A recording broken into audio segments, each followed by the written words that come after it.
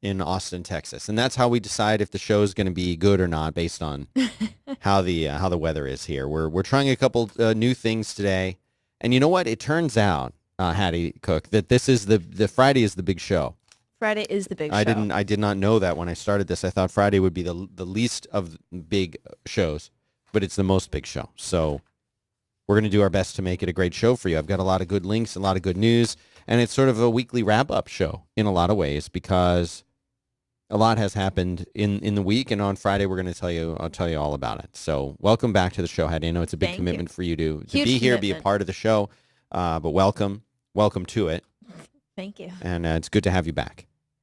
So thanks for joining me here. And yesterday we had Jeff Veen, in case you missed it. My understanding is I'm learning about how people consume this show. Mm-hmm. And the way that they tend to consume the show, they don't necessarily listen every single day. They listen if they're around. And you know what? It's the same way that I listen to a lot of the radio shows that I enjoy, that I know that they're on every day. I know that they're on at, like we're on 11 a.m. Eastern every single day, 5 days a week, that is. Also, aren't people off today? People are off today, so they're going to be listening at home. They get more time Yeah, I for it. see people in the chat room. A lot of people. They can listen. live. They can watch live. They're here, and welcome. So yeah, I did a good show with Jim earlier this week. Sorry, are we keeping you up here, Hattie? No. You know what I noticed? What? You didn't yawn once on your show. No, I yawned No, about 6 you did times. not. I looked at you the whole time. I caught myself yawning, and I think I yawned on the air. I don't think you're rested enough. It's very cold here in this room. I'm in a blanket. Yeah, that's right. Hattie's wearing. Oh, so you switched up my shot order. And you're wearing purple My pants. Purple blanket. Purple blanket. All right. Anyway, we've got a big show for you guys today, and I want to jump right in. We've got two really great guests for you today. Who are my guests? You've got Aaron Mankey. Mankey. I believe that is how you say it. And Dave, I'll probably butcher your last name. Colo? Gallo. Anyway, I'm very excited to have both of these great folks there, the hosts of Homework, show that now lives on 5x5. Started out on 70 decibels, right? Decibels. And then came over here in 5x5 and stuck around. Who knew that they would stick around and how long they'll be here? But as long as they're here, we're happy to have them. Let's jump in, and I'm going to tell you about some news. I've also got two great sponsors, Wealthfront and Linda. And I played back my fast speed disclaimer thing. I did okay. I think I have room to improve. See, that's not all my shots are messed up. You can't change my Hattie. Well, you can't change my shot order here. Jeff Veen on one of them. But it doesn't matter. Like the room shot always has to be shot number 4 because I've got what we call in the business, we call it muscle memory. So I've got to redo all of these things. This always has to say 5. This always has to say 6. And I'll edit all this out. None of this will ever air. Ever air. And this is going to be 7 because I got a system, and this is going to be 8. Especially I just not. went in order. No. You can't remove it. You were changed. This is 0, 1, 2. I didn't 3 change those. is the shot that was your 2. The 2. Oh, the 2 people. up. So just because that's gone doesn't mean that you can move all of them down like dominoes falling. This has to be 4, 5, and 6. Oh, so you just okay. So you can remove a shot, but you don't bump all the other ones down. Let me just show the people. Because it So if you're watching at home, 3. do you see this little keep? I'm trying not to get too much. There we go. You see this, kids? This right here is a little Bluetooth keypad. It's called the Satechi Wireless Smart Keypad. It's a Bluetooth numeric keypad. And each one of these different keys here is assigned to switch to a different camera. So that if I want to go to my main shot, that's shot 0. This is my angle shot, the room shot. Then we've got the Hattie shot. Then I'm hitting button number 3. That's the 2-up shot. But we got rid of that because one of my video friends said that, Hattie, you were too pixelated in that one because I was using a digital zoom, and he said it's not good. So I don't know what we'll do for your shot 3 when we have a guest in. I'll get another camera. I don't know. Room shot. So anyway, I got all this hard coded. But I'll edit all this out of the audio that will never air. Mm-hmm. And now I can hit 5 and get my news thing. Sources, Ship. Have you ever heard of the app called Ship? I have not. You would think that it has to do with shipping someone's relationship, which is a slang term for, I guess that means you approve someone's relationship. Our producer taught us that. Right. So if you I guess it came out of fan fiction and then it moved into the real world. But if if you wanted two characters in a TV show or two friends of yours, you would say, "Oh, I ship them." I Is that ship how them." you say it? Something like that. So that means that you would, so like if you had two people like that you wanted to get together into a relationship, Or that you approve of. approved So, of like, their relationship. Prince William and Kate Middleton, I ship them. I Right, ship them. right. But that's not what this is. That was the first thing. It's spelled SHYP, which is unfortunate. They've raised $50 million at a $250 million valuation. And I'd never heard of this app, but it's pretty cool. It allows you to take a photo of an item that you want to ship, and then it will send someone to pick up and deliver the item. Ship packs the item and determines which carrier will be cheapest and most reliable. The whole process costs $5 plus postage. So it's one of the cheapest and they claim easiest options out there for shipping anything. Kleiner Perkins may be leading the funding round. Again, when you go back to what I've been talking about now for months, but especially at the Startup Riot in Atlanta when I dropped the best talk that anyone in Atlanta has ever heard. We need to rebroadcast that on I would love to 5x5. see the video of it to see how good it actually was. I'll find it. It's not out there yet. They're in the human company, whatever they are, the humans. This Friendly friendly humans. human. They're still editing it, I guess. Whatever. The commodity that you cannot generate more of, the one thing that you cannot create more of is time. You cannot make more time. You have to buy your time back. And this is a service Ship that is going to help you buy your time back. Uber helps you buy your time back. TaskRabbit helps you buy your time back. These are the companies and services that going into the future are going to be the ones that win because they're disrupting in a way that gives us the ability to get time back. I would like 15 minutes more a day with my kids, you know. How do I get that? Well, if there's a service that can come out and pick up a thing and send it away, like, yeah, I'm going to use that service. So they are winning. Ship is winning. And that's why they have a $250 million valuation and nobody's ever heard of them yet. Apparently they have. They raised a total of $12 million before, but I've never used this app, but I'm very interested in it now. Because this is the kind of thing that, you know what, you want to send a box and you don't want to deal with packing it up. Speaking of companies that have raised a lot of money, Snapchat. They granted an interview, and they have an article up on medium.com, not them. This is one of those things where it says at the bottom left, Stephen Levy on April 2nd, 12 minutes. But what does that mean? You see this? You see this down here? I do see that. I like the old-fashioned way where it would show you the name of the person who wrote the article right up at the top. Who wrote this? When was it published? Title, author. What's wrong with that? I don't know. I always hate when they hide when it was published. Could it have been 10 years ago or maybe yesterday? I don't know. Did Stephen Levy write this? Because his name is what shows up down here at the bottom. Seriously, like I'm really asking. I again, like, am I just old-fashioned that I want to see who wrote the article? If I wrote an article, put my name under it.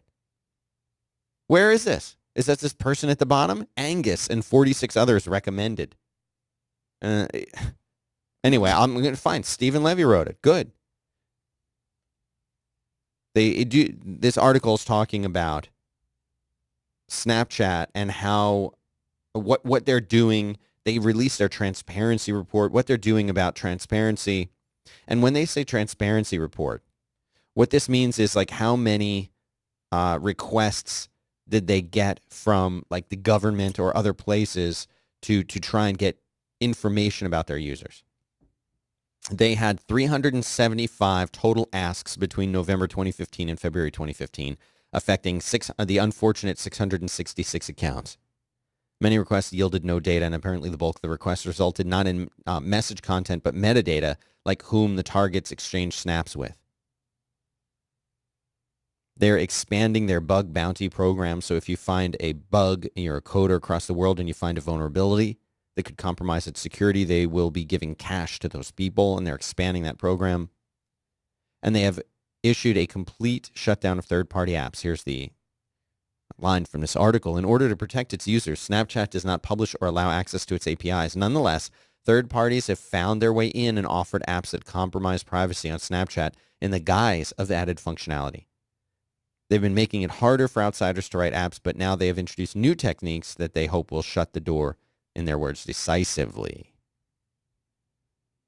So this is a really interesting article by, I guess, Stephen Levy. No way to really know at this point. A person. You keep scrolling and scrolling and scrolling. Still don't know for sure who wrote it. And then at the bottom, it says the photo Stephen by Levy. You see what I mean, though?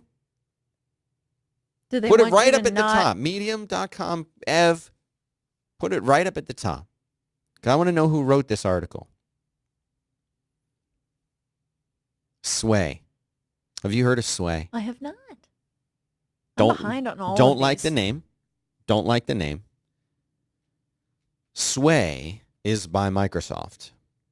And here on the Sway blog, which, by the way, it does say right at the top, by Sway team on April 2nd, 2015. I like that. Thank you, Sway. When we announced Sway, we knew that people would want to work on standout class projects, eye-catching business reports, engaging vacation recaps, or more together. It's the way things are done now, right? But Sway up until now has been a tool for individual authors to create polished content in a new and interactive way. I still don't really know what Sway is. I'm into the first paragraph here, and this is something that I would like to suggest. Maybe I should talk about this on Grit instead of here, but and I'll be recording Grit today at 4 p.m. Eastern Time live. You call in. My comment here, and I see this all the time. I will get newsletters from apps that I might have bought or some kind of, a company that's making an app and wants to provide an update. And in this entire newsletter, they'll talk about these great features that they've added and stuff behind the scenes and how they have a new office and they hired someone new in marketing and all this great stuff. But they don't tell you right at the top. They'll tell you about the new version of the app, and they will never tell you what the app actually does or what the app actually is. Would it kill you, Sway, to tell me in one sentence, when we announce Sway, the app that does X, Y, and Z. Right. And you don't have to go in depth and, make people be like, well, obviously I know what Sway is, but just a one little, so that maybe anybody who just picks it up from right then knows what you're talking about. If I had, anytime that somebody is interviewing me or does something where I'm talking about 5x5, or if I'm writing something like Podcast Method or whatever, and writing a post where I mention 5x5, I'll say, when I started 5x5, a podcast network for geeks, Now they know what it is. There's no question anymore what it is. Oh, my first article on Podcast Method, a site for people who want to learn how to podcast. That's it. That's all you need. When we announced Sway, we knew that people would want to work out on standout class projects, eye-catching business reports, engaging What does it do? What is it? Is it an app? Is it for the Microsoft Surface? Does it run on my iPad? Is it a website? Oh, great, I can keep track of who is editing and who has access. But what? I can revoke editing permissions and remove authors. From what? We've also received a lot of requests from people who want to easily make a copy of a Sway. What is a Sway? Are Sways published somewhere? The URL for this post is blogs.office.com/2015/04/02. Sway is now collaborative. Create and edit together with others. What is Sway? Why is this listed on TechMeme and TechCrunch and everything else? Tell me what it is. Or am I just expected to know what it is? You know what? You can expect me to know what Facebook is. You can expect me to know what Twitter is. You can expect for me to know what Instagram is. But you know what? I would even put Instagram. Almost got you. I would expect you to know what Instagram is. But you know what? Even if you're not, the photo sharing mobile app. That's it. Are those 4 or 5 words going to kill you to put down what they are? They're going to kill you to say that? I mean, come on. I read a lot of news. Just give me a break. Toss me a bone here. Give me an idea of what the thing is I'm reading about. It's killing me. Or at least do one of those things where you link, where it's like Sway, and then read more about Sway here. Or it links to the original post that's like, welcome, this is Sway, this is what we do. When they do that, I would they just highlight fine. And highlight it? just the word Sway, and then it'll go right there, and they'll say what it is on the front page. If those 4 words, 5 words are going to kill you. I'm already getting upset. Here's an article on Bloomberg View. This is hilarious. Now let me just point out how nice of job they've done on this Bloomberg View, whatever this is. I was just about to say, I love their site. Love their site. That They've got a looks picture awesome. up at the top. Right there on the right, there's a picture of the author, Matt Levine. Is it Levine or Levine? I'm going to say Levine. Matt Levine is a Bloomberg View columnist. It tells what he writes about right here at the top. Tesla stockholders can't take a joke is the subject. Right underneath it, April 2nd by Matt Levine. Oh, thank you for telling me who wrote this thing and what it is. Okay, so then he continues. He says, yesterday, Tesla, this is a hilarious article. Tesla issued a press release that starts like this. And he has the quote. Now, if by now, I don't know what Tesla is. He is linked to the issued a press release line, which is going to take you there. So I could go there at least and understand what they're talking about if I don't know what Tesla is. I always think you should link to the site of the thing you're talking about just once. One time. Tesla is big enough. The first time you mention it. I agree with you, Hattie. It's just nice. Just makes it easy. You're thinking ahead. Tesla is big enough that I think everyone knows what Tesla is. I agree. But still, I don't know what Sway is. Am I just out of it? Everyone knows what Sway is? You know what? Periscope is still so new. You better link to Periscope still. In a year, maybe you don't have to. Yeah. In a year, maybe you don't have to. Right now, you have to. Okay. So listen to this. This is hilarious. This is the April Fool's joke from Tesla. Got it? Tesla today announced a whole new product line called the Model W. As many in the media predicted, it's a watch. That's what the W stands for. This incredible new device, came out on April 1st. This incredible new device from Tesla doesn't just tell the time, it also tells the date. What's more, it's infinitely adjustable, able to tell the time no matter where you are on Earth. Japan, Timbuktu, California, anywhere. This will change your life. Reality as you know it will never be the same.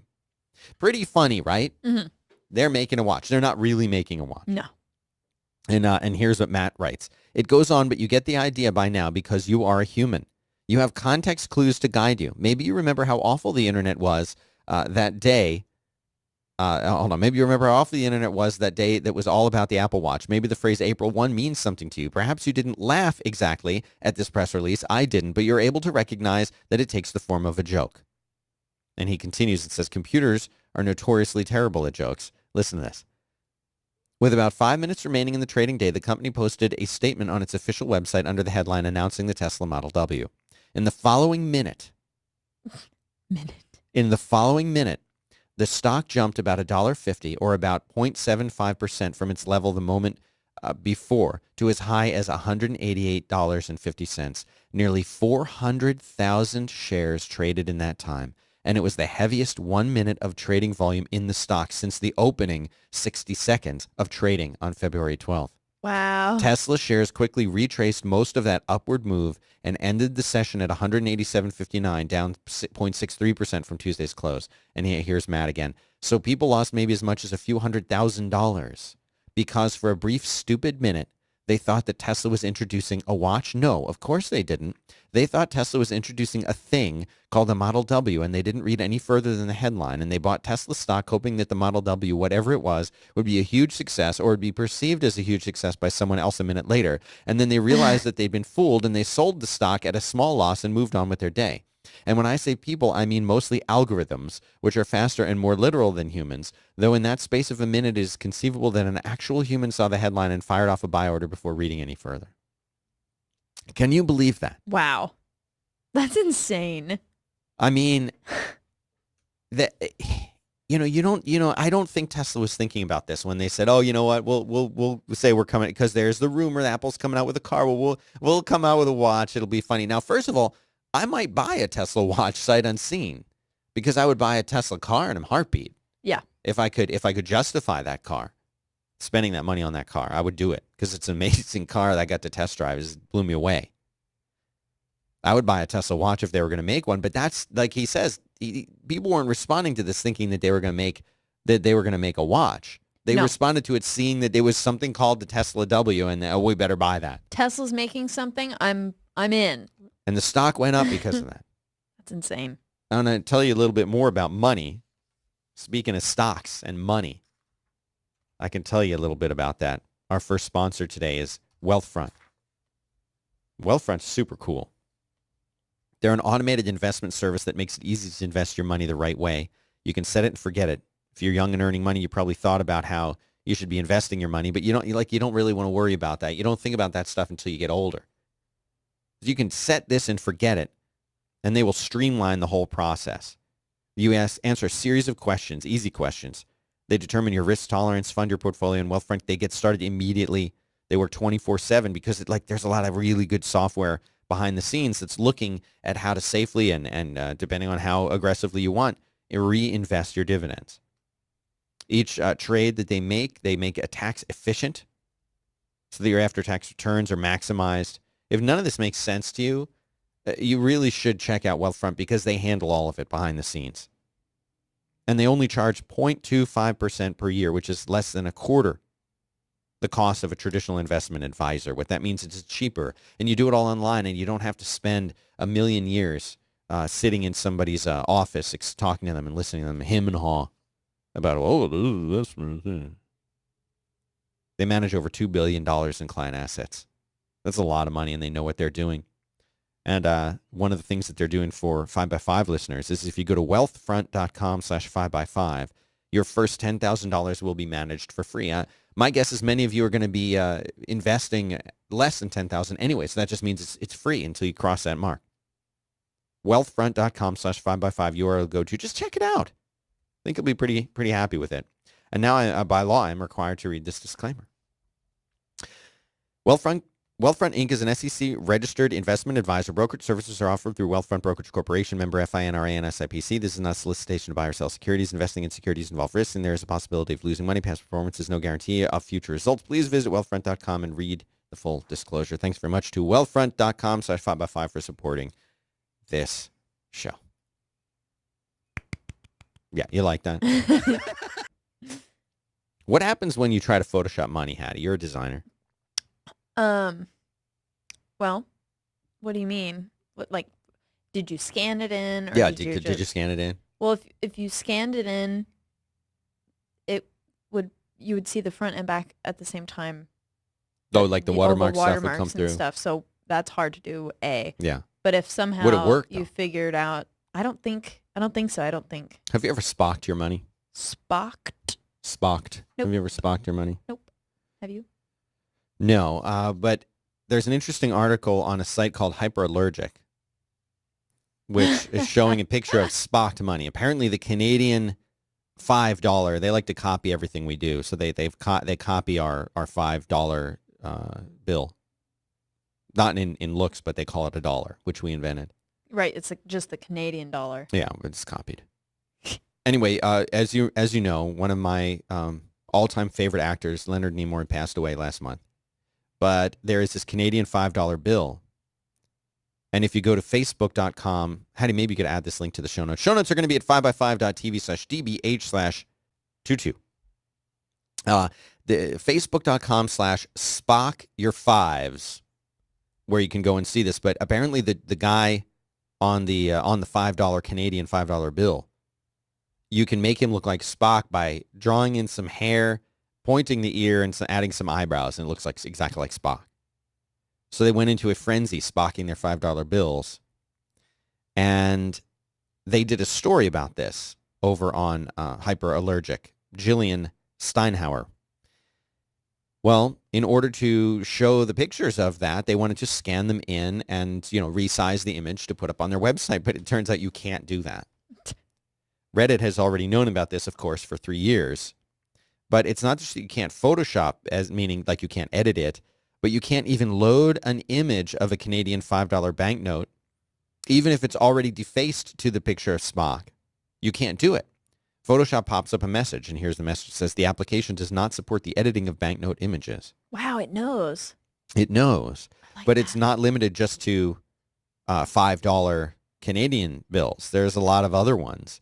And it has what they call a counterfeit deterrent system, or CDS. That's awesome. Built into the application to prevent the illegal duplication of banknotes. CDS was created by a consortium of central banks around the world, and Adobe supports this. Well, also, that's going to be the best program to fake anything, Mm-hmm. and so they have to do that. Yeah, you are not allowed to scan in your own banknotes. If you want to get a legal image of a banknote, you have to obtain it from the U.S. Bureau of Engraving and Printing, or whatever the governing body is in your of currency. Right. But it doesn't. So they experimented with this, and they said it doesn't always work.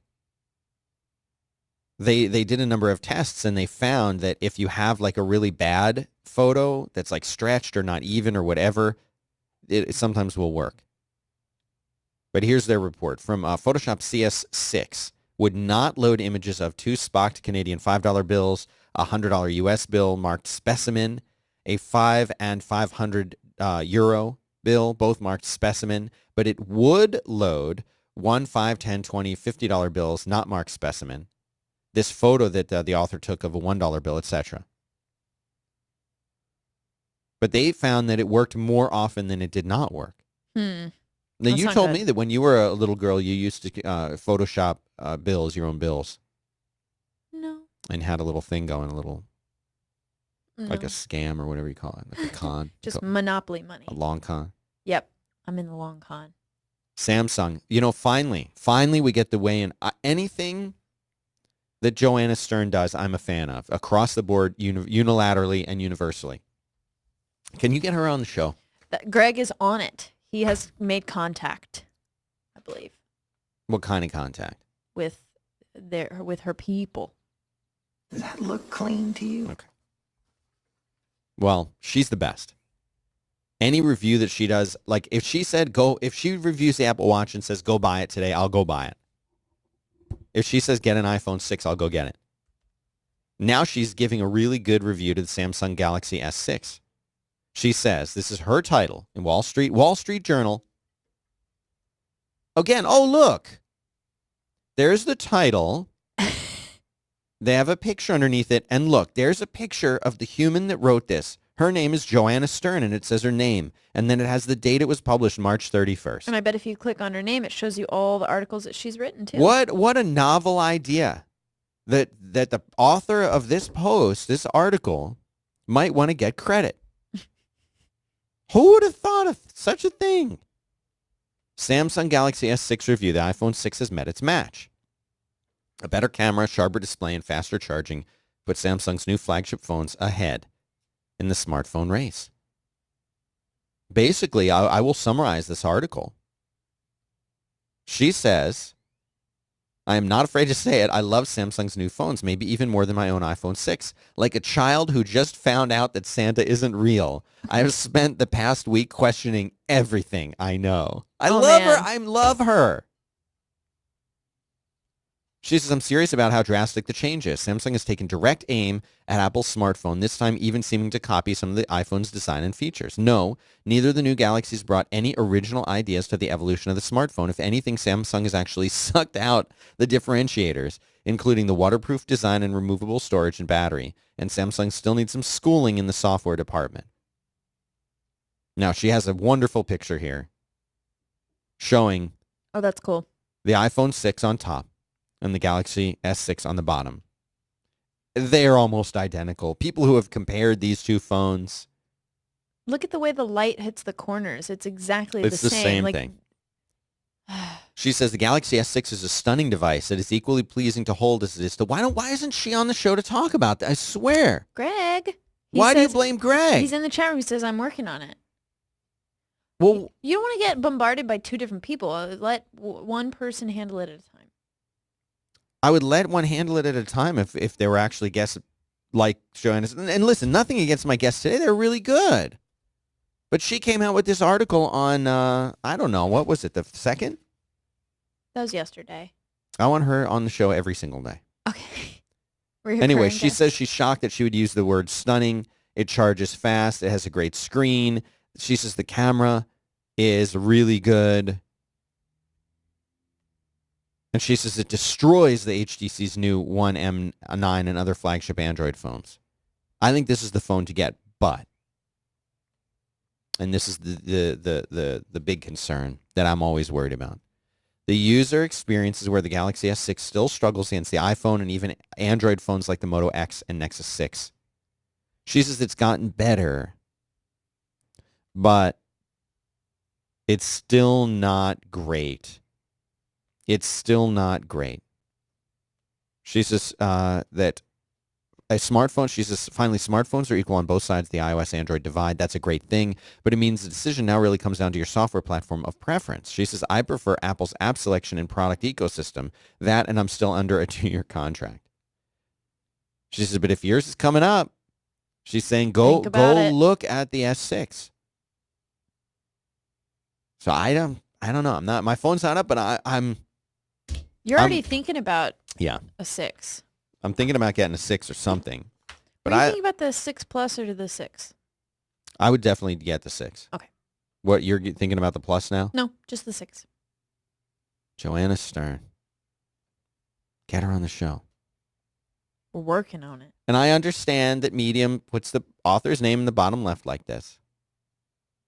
But he has a really interesting article out where MG Siegler is talking about the Apple Watch and this Magic Band. Have you ever heard of the Magic Band? I have not. This is something you get at a Disney park. They have what they call a magical bracelet. You put the bracelet on, and you pay more, but it helps you go through the park. So like they can, you know how when we go to Mighty Fine, the burger place, how they give you the little thing and you put it on your table and they bring your order out to you. They know where you sit in this mad sort of cafeteria space table. Right. You go out there, they find you with that. It's kind of the same concept that the Disney employees know where you are. They can address you by name. So you pay a little bit more for this Disney experience. It's like you could walk up to Snow White and Snow White would be like, "Hi, Hattie." And well, yeah, like, oh! Yeah. Not everyone, but I think it's more like getting on the rides and you can, you make a reservation. The host will greet you and they'll know who you are and they'll say welcome and then your food finds you and you can get different things like that. It's like tracking. And MG is saying essentially like this is what the Apple Watch will be in the future for the whole real world, that you could walk into a restaurant and they'll already know you have a reservation, what your name is, their table will be ready. Because they know it's connected and they'll see you come in and they'll know that it's connected to your reservation. All of that. We have your table ready. All that. You go to a gas pump and you grab the thing. You're already filling the tank. You don't have to wait. Because you don't even have to wait for Apple Pay to happen. You don't have to go through the process of doing the thing. It knows if you go to a store and you throw some stuff in your cart and you walk out, it's all tied together. That the Apple Pay thing is this extra step that they're going to try and get rid of eventually, right? That's so interesting. You won't have to. I love that. You could imagine if you walked into a store. Say you walk into the Gap to buy a new pair of jeans. You just walk into the store and you say, oh, these are the jeans. You go into the thing, you try them on, and you walk out, throw them in a bag, and walk out of the store. You don't have to even interact with anyone. You don't have to go through that extra little pay process.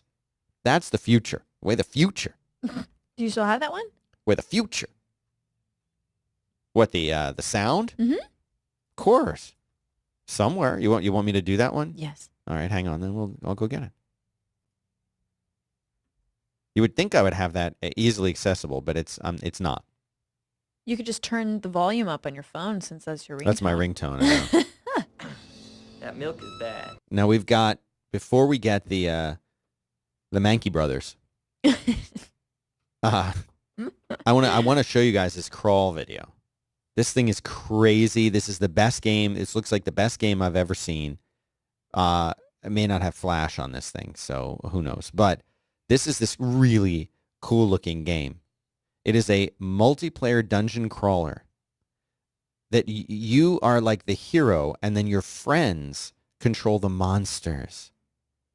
And you go play through this game and you work toward the final boss, of course. But like your friends get to control the monsters as you go through this dungeon. Right.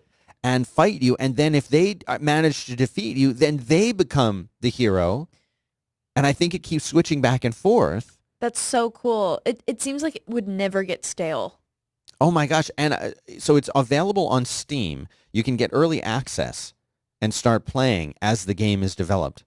And of course I was ready to say, oh, well, I'm sure it's not going to be, available for Mac, but guess what? It's available for Mac. I am right there, Hattie, because I'm starting to get, because of my little man crush on Jeff Kanata. Mm-hmm. And our also Scott, you know obsession. what? Scott Johnson too. I know. It's been developing. Both of these guys that I'm starting to get really interested in gaming, and most games are PC games, let's be honest. So I think we need to take a Mac and we need to install Boot Camp on it and boot up in some Windows and get Windows going And just on make the, it be our dedicated on the other iMac over there. game. I like it. Story of the week, it's the story of the week. Story of the week, it's the story of the week. This is not the story of the week. I just like Jeff Kanata's show so much I want to play that jingle on my show. Because I'm looking for jingles. And you know what? Somebody emailed me. They're going to do some jingles. But Really? if you do little jingles and songs and you think you can do better than that Story of the week. or something like that, then get in touch. I'm at Dan Benjamin on Twitter. We will pay. And what will they receive? How will we pay, Hattie? Please show. For those who are not here in the studio, Hattie is holding up the Bacon Method mug. We also have magnets, and we have some T-shirts. Oops. See? Look what you got. All right. Very good. Thanks for tuning in live. By the way, you can... Oh, wait. She's holding up a T-shirt. You can tune in live to the show. We are broadcasting live to you at 11 a.m. Eastern Time, 10 Central, and 8 Pacific, 5 days a week, Monday through Friday. And we'd love for you to join in and watch the show live and become a part of the show forever. And as I am preparing now to get the Mankey Brothers, I would like to say thank you to our second sponsor, last sponsor of the day and of the week, lynda.com, the online learning platform with over 3,000 on-demand courses. Can you believe that? 3,000 courses taught by professionals, taught by the people who really, really know what they're doing. Look at this beautiful website. Look at these different topics: development, design, web, photography, business, education, 3D animation, video, audio, music. You can just jump right into one of those, you know? It says right now 3,422 video courses. Tons and tons of courses here. Everything from technical skills, creative techniques, business strategies. You can make playlists on there. You can download it to your computer, your tablet, your mobile device, and switch back and forth and watch it on all of those things. Unlimited access to these great videos. Right now, I'll click web. Look at this. They got editors' picks. They show you what's most popular. Productivity tips for web designers. Retina graphics with Photoshop and Illustrator. Like, don't teach me what Illustrator is because I'm an Illustrator pro, right? But I want to understand, how do I make Retina graphics, high DPI graphics for all the different screen sizes? They've got a course just on that thing. Jump in, learn that, get in, get out. This is great. Now, I always talk about the video courses because I feel like editing a video course it's a black art. They've got everything about that. Post-production, motion graphics, visual effects. They've got these great classes that they'll call essential training. So if you're just starting out, you can say, okay, give me an overview. Like, what do I need to know to do Final Cut Pro? But they've got so much more than that. Essential training, then you get in, you can dive in and go down into the exact topic that you want. Really, really great stuff. And they've got a special URL for you guys. Lynda, L-Y-N-D-A, lynda.com/DBH is the place to go. It will support this show, and it will get you a 10-day free trial. You'll have access to every single video. Be able to dive in and look at this Video Gear Weekly. Did you know that? That's insane. I mean, they even talk about the GoPro, all the stuff that we're doing here. There's a class on it. Makes There's learning probably so a much class easier. to make my feet not look purple. Yeah, like how do you fix a purple foot? They do look purple.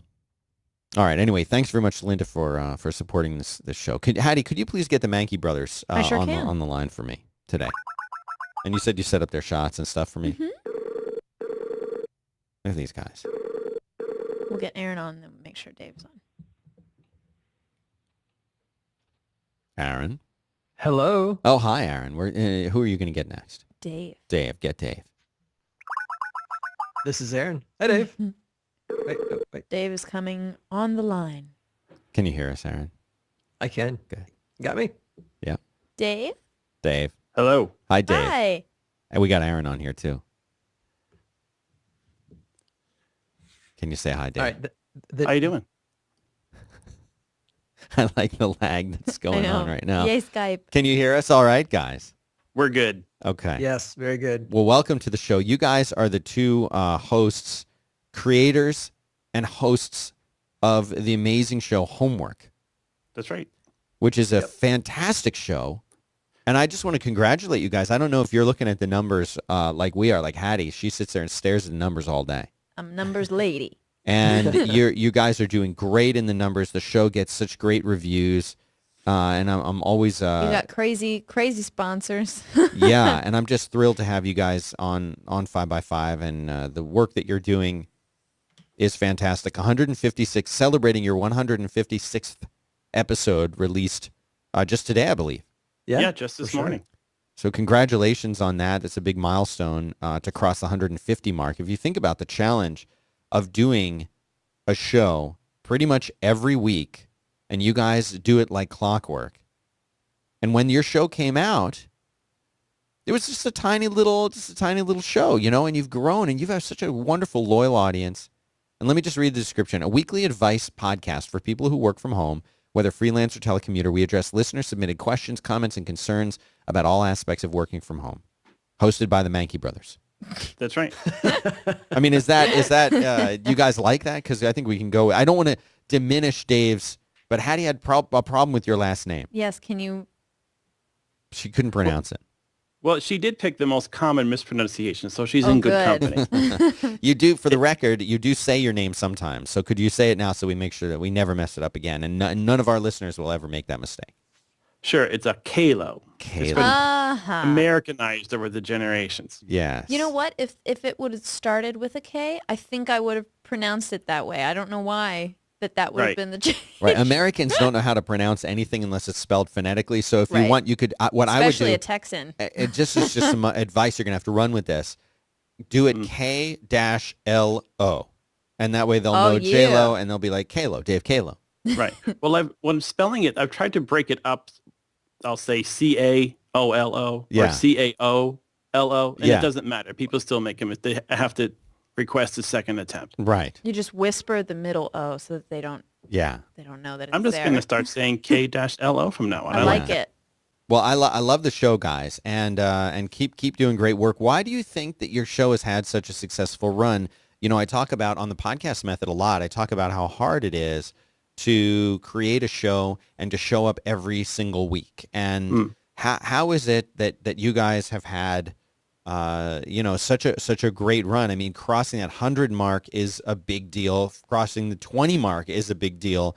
And here you are, almost 160 shows. What's the secret? Well, you know, when I started freelancing about 8 years ago, I would have conversations with people in the area, you know, other business owners, people that I was meeting with, clients or whatever. And they would always say, oh, you work from home. How do you make that work? Like they thought it was some sort of a black art, you know, like I was doing magic in my house or something. And, I think that's one of the reasons why the show has connected with a lot of people, because more and more people are doing freelance work these days. I don't know what the stats have recently said. I'm close to 1 million people in the country do freelance work. And, so people are meeting this challenge more and more. And Dave and I have fumbled our way through it, and we've got some things to share. So they've stuck around. It's kind of nice. But, you know, it's definitely the trend, I think, that people are going to be working from home and moving to, you know, even companies where there is an office, they want to go from home. I believe your first episode was back in 2000, like beginning of the year 2012. Is that right? That sounds right. Yeah. So, Dave, were you working from home back then? What made the two of you decide we should do a show about telecommuting? Like in 2012, it was still kind of a controversial, not controversial, but it was a new thing. Now it's like 2015. Like, of course, we got GitHub, we got, you know, Slack. Of course, we're working from home. But in 2012, that wasn't the most common thing in the world. Am I right, or do I have that wrong? No, you're definitely right. I've told the story on the show, especially in the early years, that I didn't really choose the work at home life. I had it thrust upon me when I was being an IT director for a residential school out here in Massachusetts. And at one point, management said, we're going to be closing down in 9 months. And it actually took 6 weeks. Oh, man. So I had to scramble to find something to do. That's crazy. Wow. 110 of us were in crazy time. And so there was really no time to find a job. And, you know, I've got kids and a mortgage and all that happy stuff. So I was just doing anything that I could do to earn money and my background was in IT. So I was, do you need me to come set up your networked printer? Fine, I'll do it. Right. And I was doing anything that would pay. And after about a year of that, I was making enough money that, hey, this is kind of like a little job. And then I ended up at the unofficial Apple weblog, and eventually AOL hired me. So then when Aaron started talking about this, we realized that I have the perspective of a telecommuter, and he had the perspective of a self-employed home worker. Right. And that's sort of like, both sides of the homework coin. Yeah. And so why don't we go and talk about this, and we can cover all aspects of people who work from home and share what we know. I love it. I love the concept of the show. Aaron, when you were, initially starting out this show, a lot of people, I know it's a podcast method kind of a topic, but I think it's worth mentioning here because a lot of the questions that I get are, when people start a show like this, there's sort of two philosophies that people have. And one of them is either, oh, I know everything, I'm going to tell all these people about it. And the other is, well, let's explore this and go on this journey together. But there has to be that kind of concern or fear that, like, you know what, maybe the stuff that I have to say is boring to people. How do you get over that risk? How do you take that risk and get over the fear that you have around that topic? Does that make sense? Is that a question that makes sense? It's a question that makes sense. We've all heard of the imposter syndrome, the feeling that everybody's going to find out that I'm a complete fake and I'm just I'm making it up as I go along, which I think all of us are anyway. But the thing with talking about something like working from home is that you think it's going to be mundane and I'm going to run out of things to say in 20 episodes or 5 episodes or whatever. But what I think is true is that people just like to know that others are going through the same things as them. They might be mundane struggles, but it's nice to know that somebody else has a hard time, keeping their kid out of their office while they're trying to get some work done, or keeping that separation between work and home life when you've got a laptop that you can set up anywhere. Right. Yeah, it's hard stuff. Now, it's not sexy stuff, but it's like it's practical advice. Like it's real advice. It's stuff people want to know. I remember I worked from a spare office in a spare bedroom in my home across multiple homes for, I think it was like more than 5 years that I did that, working at 3 different companies.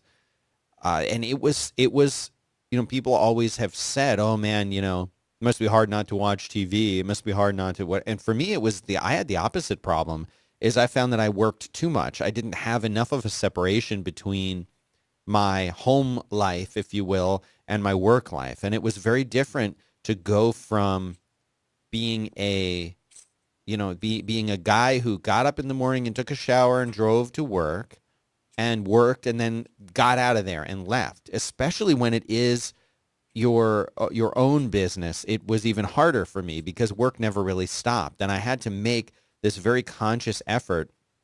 In fact, I actually got rid of my laptop because I found that I was taking the laptop with me. You know what I mean? Mm-hmm. I was taking the laptop with me and being, well, I'll just check a few emails. Like, that's not a big deal. I'll read some emails or I'll browse a little bit. But I found that would always inevitably lead to more work. So I actually switched to a Mac Pro that like stayed under the desk, and I would not take it out of the room. Like work was now this room. Mm-hmm. And I had to, have either of you, one of whom, working for yourself or now going through the experience of working for yourselves and also working for a company, is it easier or harder for you as an employee versus as a business owner? Oh my gosh. Well, I recently made the transition from employee to would-be business owner, like as in just weeks ago. Wow. And I'm finding it, Aaron and I did an episode about this. What was it, Aaron? 4 or 5 episodes ago, I think. Yeah. About my newfound obsession with my work life. Right. Workaholism, right? That's the episode. Right. Yeah, that's episode 151. We'll put that in the show notes. The thing I found that is when you're a telecommuter, you do your job and when the day's over, the day's over. So basically you wear one hat. You wear the worker hat. You wear the yellow construction hat. But when you're doing everything, as you certainly know, Dan, you wear the constructor hat. You wear the little green CPA hat. You wear the HR hat. You're everything. And so when you're done with the work, you're certainly not done with the work. You know what I'm saying? Yeah. If you're a wedding photographer, when you're done shooting the wedding, there's a million other things you've got to do, like promotion and the website and social and all that sort of stuff. So I was feeling compelled to work on those things pretty much all the time. Now, my schedule was my kids are home from school at 2 and they go to bed around 8. And I was been very, very good about from 2 to 8. I don't do a darn thing. And I even have do not disturb on my phone kicks in at 4, just so I'm not tempted to see what's going on that way. Right. So, I mean, you have to have those rules in place, right? Now, I imagine it's a little different if you're like a single person working at home without, that. And by the way, you should try to have a social life. But like, if you don't have a social life and you're like sitting at home, you're working from home, like no big deal. The rules are less important. But when you have a family or friends or a social network or whatever, it was always so easy to just get caught up in that and realize, oh my gosh, like it's 2 p.m. in the afternoon, and I haven't eaten anything today because I said, I'll just check a couple emails at 7 this morning. And now it's 2 in the afternoon. I haven't gotten You're up. still in your pajamas. Yeah. And you know what? Like, that's not a good way to live. Are there anything that you guys do, any advice that you guys have for people who obviously, step 1 would be listen to the show, but step 2, what kind of general advice do you have for people who are embarking on working from home, whether they are, an employee doing this or whether they're starting their own business? Because so many people are doing both of those and winding up. Now they're at home in front of their computer. Do you have like maybe a couple tips? Like top 5 tips. Yeah, or something. even top 3 tips that you could leave with us to kind of instruct people who are embarking on this process? Well, a couple of ideas that come to mind for me. One is I tell people boundaries are your friends. I mean, if you've got a door, you've got to shut it. You've just got to close off the workspace from the rest of your life. And like you hacked yourself by just getting the Mac Pro and leaving it in one room. That's the smart way to do it. But if you've got a laptop, like me, I've got a desktop and a laptop, and the laptop goes down every night at the end of the night. But I just make it a point that it's in the bag, it's zipped up, it's off in the corner of the house. I'm not going to touch it. You've just got to create the boundaries that are there. Yeah. Otherwise, you're just going to go crazy. I don't know if it's a guy thing or if it's like a small business thing, but I can't let go of problems. Once I've started working them, unless I found the solution, I can't walk away from them. So, if I leave the desk at 5 minutes to 5 and that problem isn't fixed, my mind is still in the office. Whether You're still going to think about it. Yeah. Yeah, for sure. Well, that's really good tips. Anything else you want to kind of leave with the listeners to know about? Homework. Great show. 5by5.tv/homework. But what else do you guys have? I mean, I feel like there's a secret you guys are holding on to for the success because you're both of you, incredibly productive people. Don't tell them, Dave. Dave, what do you have? How do you keep this productivity level going so high with kids, with everything else going on? There's a couple of things I would say. If you live with people who are going to be home during your work hours, that's possible. Yeah. You really have to just make it nice and clear. When it's 9 to 5, I'm at work, even though I'm physically in the house. Right. So just pretend I'm not here. So the other people in the home need to understand, like, this is real. Just because you know what? It's not just, you're making an interesting point. It's not just you that needs to make the change. It's the people you cohabitate with that need to make the change. Because I remember when I first started working from home, my wife would be like, "Oh, but did you get the laundry done today?" I'm like, "No, I didn't get the laundry done today." She's like, "Well, I thought you were going to help out." I'm like, I'm going to help out on the weekends. Like I'm here working, and like I'm still at work. I'm not like watching Oprah. And you're in your cubicle. No one would come over and say, "Hey, could you turn the laundry over?" Right. Like it's, yes, you can make a little bit of time to help out once in a while. Sure. You can let the guy in to, come and fix the AC or whatever, but you're not at home in the same way, in the same capacity. Right. The other great piece of advice that we share with people is have an emergency backup office. There's going to be the day where your internet's down or a construction crew decides to dig a hole right outside your window. Mm-hmm. So identify what your backup office is going to be. Is it, I go to the library? Is it Starbucks? Is there like a co-working space in your neighborhood? Have a bag, like a mobile office to go bag ready to go with stuff in it, like an extra charger cable, $10 just in case you end up at a cafe and you feel guilty about commandeering the table, a pen or a pencil, or what, like the bare minimum, so that it takes you almost no time to throw whatever's remaining, like your laptop, in your office to go bag and you're in the car and you've wasted as little time as possible before you can get back to work. That is such a great tip. And you guys are full of really awesome advice and tips that you have on the show. So if people want to follow you, I see you guys are active on Twitter as well. Aaron, you are at AMA. See, you throw the H. We joke with Dave, but you throw an H in there just to mess with people. I'm still have to completely copy and amazed. paste his name. Yeah, Hattie pronounced it right, and I'm blown away. I mean, since what grade school it's been butchered. So, well, the URL is twitter.com/AMAHNKE, and Dave is at David CAOLO. But those are going to be in the show notes as well. Yep. And of course, you can find them on the homework page on 5x5. Congratulations, guys, to cracking that 150 breakthrough. You think I'm kidding when I say that, but anyone who's in the audience, you try doing a show like this with this much preparation, this much work, this much great advice, thought, and process put into it for almost 160 episodes, and you'll appreciate what they're doing over there. Guys, I appreciate both of you being on the show so much, and thanks for being here. Take care. Thanks for having us. You ready, Hattie? Yep. Dropping them. Bye, guys. There's two windows. We need the inside baseball. Windows. Do the inside baseball theme. It's inside baseball time. Tell us about secrets. Yeah. Basically, we have Hattie remote using a remote screen sharing to control those two Skypes, because when the Skypes are hooked up to our KVM switch, which is under my control over here, we get some terrible noise from the VGA adapters and connections. And I don't really want to spend $800 on a DVI or HDMI switcher to control an Is there even such a thing as an HDMI KVM switch? Probably is. It's probably fairly expensive, but that would maybe fix that problem. Anyway, the Inside Baseball. So that's it. Those guys are fantastic. Oh yeah, they got lots of good tips, I feel like. Fantastic. So anyway, that's all we've got for our Friday show. But we really appreciate you being here, and I'm glad that we were able to, really get these guys in at this last minute. I super appreciate them. Anyway, that's all we have for this week's show. Thanks for tuning in.